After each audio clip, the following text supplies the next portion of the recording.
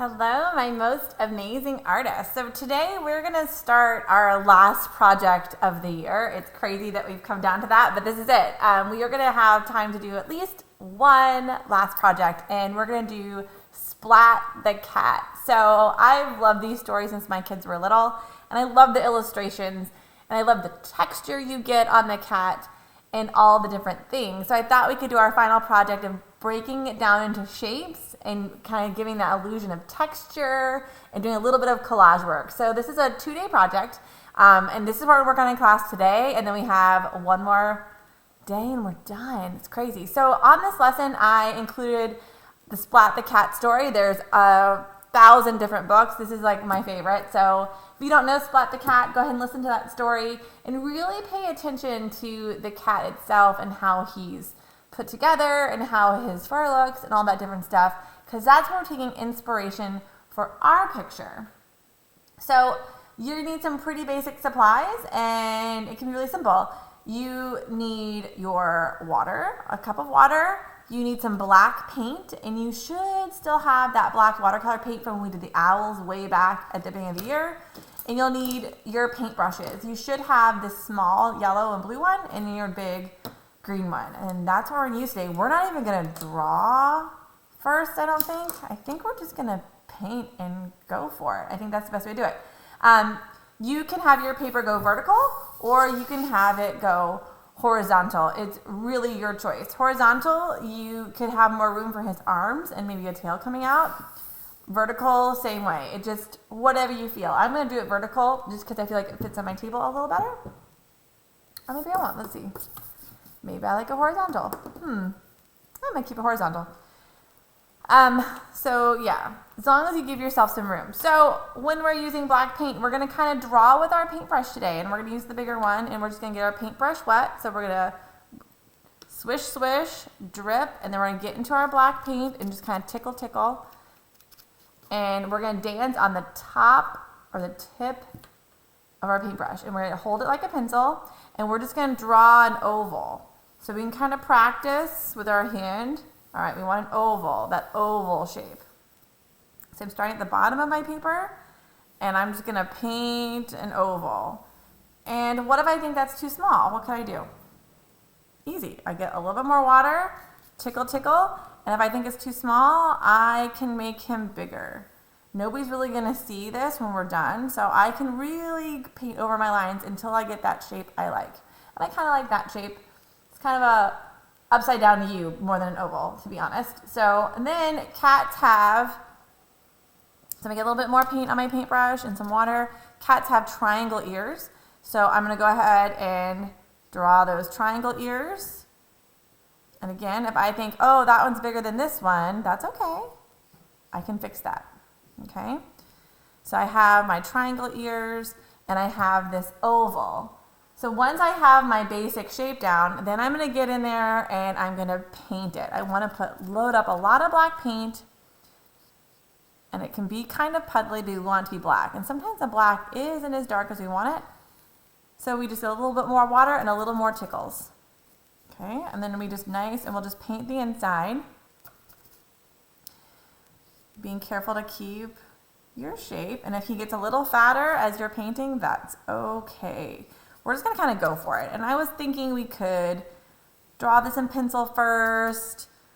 But you know what? This is so forgiving. If you don't like it, you can just paint over it. So what if you have a big fat cat? That's okay. So I want lots of water in my paint. So there's a little puddle of water you probably can't see in my paint things. I want nice and dark. So I should have really easy time just really moving that paint around the inside of the body of my cat. It's okay to use lots of water, and if it's too light and it's too gray, you can always add more paint to your paintbrush and paint over it.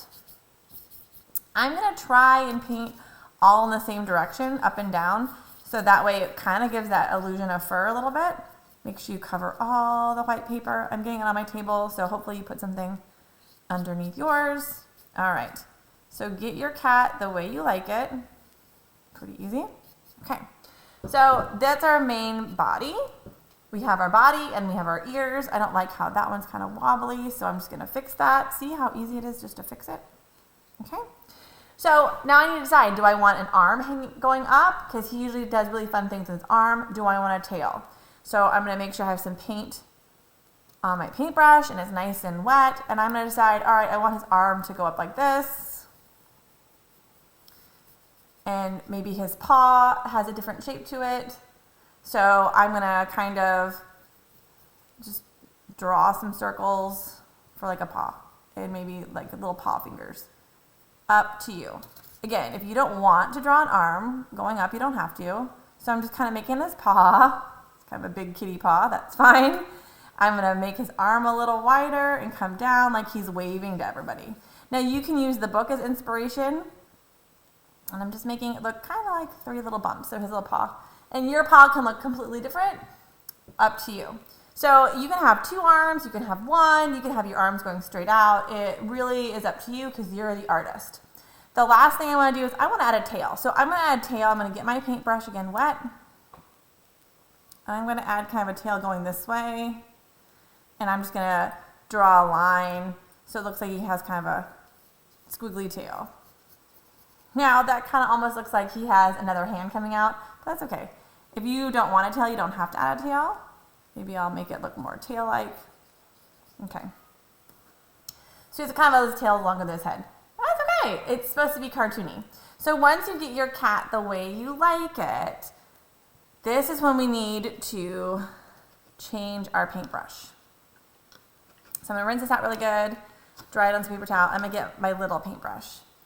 And I'm going to get this one wet, and I'm going to get it into my black paint. And I want to put, I don't know if you can see, I'm putting like a puddle of water in my black paint, so I'm just putting some paint in there. So there's a puddle of water in my paint, so my paint is loose. Then I'm going to take some paper towel and dry off my paintbrush. So my paintbrush is dry, and it's kind of like a spider, which I always tell you not to do, but I'm going to tell you to do it. So I have a puddle of water in my paint. I'm going to dab it with my dry paintbrush, and I'm just going to kind of start adding texture. And I'm just going to draw it because he kind of looks like he's a scaredy cat. And the more it gets dried, the more texture I get. So I'm just going to add a little bit more paint. If your paintbrush is too wet, yeah, so you kind of want it to be scratchy, right? So not a lot of water on this, kind of scrub it a little bit. If your paintbrush gets dry, too wet, that's okay. Yeah, so we kind of want that texture, like when Mrs. Cole's like, oh, your paintbrush is thirsty, add more water. Well, today I kind of want your paintbrush to be thirsty because we want to give it that dry brush, that effect. So I'm even able to go into my painting that's still kind of wet and scratch it out. So I'm getting running out of paint, so I'm going to dip some more into my paint. And I'm just kind of messing up my edges. So that's why it didn't really matter about how perfect my edges were. All right, there's going to come to a point where I do need to put a wee bit of water on my paintbrush, and then I can dab it on my paper towel. If my paintbrush gets too wet, there we go. Because we want it to be kind of feathery. And even, let's make even his paw is kind of splattery. So we have all this texture. So get that texture the way you like it. And you can use any white paper you have.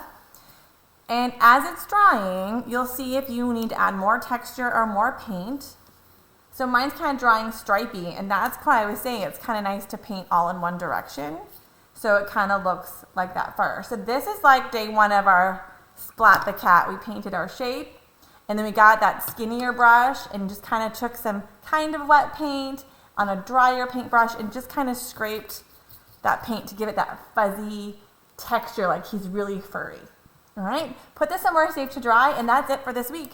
Next week, you'll need some pink and white construction paper and your black Sharpie, and we'll finish our cat. I'll see you later. Have a great day. Goodbye, my most amazing artist.